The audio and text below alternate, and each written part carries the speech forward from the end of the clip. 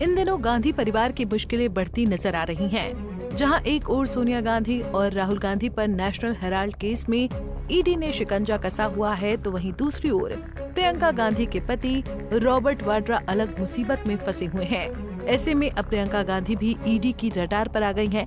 उन पर yes bank के सह संस्थापक राणा कपूर को पद्म भूषण सम्मान देने के बदले में 2 करोड़ रुपए में पेंटिंग बेचने का आरोप लगा है, जिसके तहत प्रियंका भी अब ईडी के सवालों के घेरे में आ गई हैं। वहीं अब प्रियंका गांधी का नाम सामने आने से गांधी परिवार के लिए एक और बड़ा झटका माना जा रहा है, जिसने पूरे गांधी परिवार को सवालों के घेरे में लाकर खड़ा कर दिया है।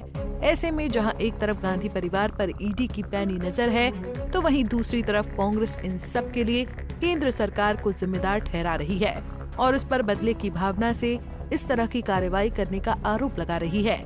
ऐसे में इस मामले के उठने से देश की राजनीति का सियासी पारा एक बार फिर हाई हो गया है। वहीं हर कोई ये जानना चाहता है कि कांग्रेस की सुप्रीम लीडर प्रियंका गांधी कैसे आई ईडी की रडार पर और कौन है राणा कपूर, जिनसे जुड़ा प्रियंका गांधी का नाम। दरअसल राहुल गांधी, सोनिया गांधी और रॉबर्ट वाड्रा, इन तीनों के बाद अब ईडी ने प्रियंका गांधी पर भी मनी लॉन्ड्रिंग केस के तहत शिकंजा कसना शुरू कर दिया है। जहां प्रवर्तन निदेशालय ने प्रियंका गांधी को 2010 में येस बैंक के सह संस्थापक राणा कपूर को पद्म भूषण सम्मान देने के बदले में 2 करोड़ रुपए की पेंटिंग उन्हें बेचने का दोषी पाया है। अब ऐसे में ये भी जान लेते हैं कि कब इस केस का खुलासा हुआ और ईडी ने कब प्रियंका गांधी को इस केस में दोषी पाया।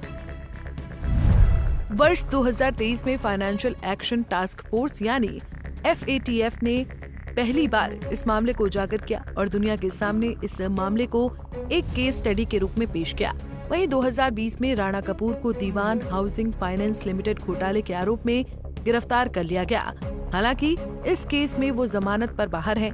वहीं जब प्रियंका गांधी से जुड़े मनी लॉन्ड्रिंग केस में उससे पूछताछ हुई, तो सूत्रों से ये जानकारी सामने आई कि राणा कपूर ने ये स्वीकार किया है कि उन पर 2 करोड़ की पेंटिंग खरीदने का दबाव बनाया गया था और ये दबाव बनाया था उस समय पेट्रोलियम मंत्री पद पर कार्यरत मुरली देवड़ा ने। उन्होंने जबरदस्ती की थी प्रियंका गांधी से 2 करोड़ में पेंटिंग खरीदने की। अगर वो पेंटिंग 2 करोड़ में नहीं खरीदते तो इस दशा में उन्हें पद्म भूषण नहीं दिया जाना था। इस कारण मजबूरी में उसने पेंटिंग खरीदी। वहीं इस पेंटिंग का जो भी अमाउंट था वो उसने HDFC बैंक के अपने निजी अकाउंट से चेक द्वारा ट्रांसफर किया। हालांकि राणा ने ये खुलासा किया कि बाद में उसे ये बात बताई गई कि इन पैसों का इस्तेमाल सोनिया गांधी के इलाज के लिए किया जाना था, जो अमेरिका में होना था। इसके बाद जब ये सूचना फाइनेंशियल एक्शन टास्क फोर्स यानी FATF, जो कि पूरी दुनिया में मनी लॉन्ड्रिंग जैसी अवैध प्रक्रिया को रोकने का काम करती है, उसको मिली, तो उसने इस तरह पेंटिंग के बदले में किए गए लेन देन को मनी लॉन्ड्रिंग का अनोखा तरीका बताया। वहीं फाइनेंशियल एक्शन टास्क फोर्स ने दुनिया भर में पैसों के लेन देन में धोखाधड़ी होने जैसी घटना पर निगरानी रखने वाली कंपनियों को चिता दिया कि वो इस तरह की घटनाओं की जानकारी रखें। वहीं अब ईडी के हाथों में ये केस आने से ईडी इस मामले पर पूरी तरह निगरानी रख रही है। इसके साथ ही ईडी जल्द ही इस मामले में चार्जशीट दाखिल कर प्रियंका गांधी को समन भेज सकती है। वहीं इस मामले में एक वरिष्ठ अधिकारी के हवाले से ये खबर सामने आई है कि प्रियंका के खिलाफ नई चार्जशीट दाखिल करने की आवश्यकता नहीं होगी, क्योंकि राणा कपूर के 5000 करोड़ के दीवान हाउसिंग फाइनेंस लिमिटेड घोटाले में शामिल होने के पक्के प्रमाण या कहीं सबूत हैं। वहीं उसके खिलाफ इस मामले में चार्जशीट दाखिल है। जानकारी के मुताबिक राणा ने इन्हीं पैसों का इस्तेमाल प्रियंका गांधी की पेंटिंग के बदले में भुगतान करने में किया था। गौरतलब है कि राहुल और सोनिया गांधी पहले से ही ईडी की रडार पर हैं।